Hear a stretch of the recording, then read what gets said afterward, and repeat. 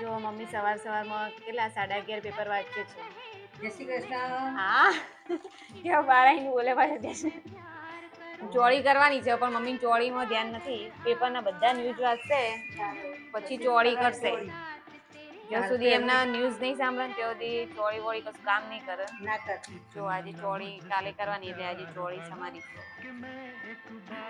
ચોળીનો બહુ થાક લાગે સમારવા કરવાની વાર લાગશે. જો તો ઊંઘવાનો ટાઈમ થઈ ગયો છે. દિયાના અત્યારે શેમ્પુ અત્યારે કરી દીધું છે.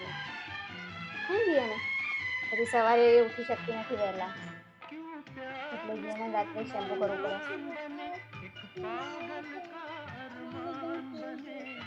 અને અત્યારે રાત્રે પેપા પીક જુએ છે. ઊંઘતા હવે ઉગાડી દઈશ થઈ જશે.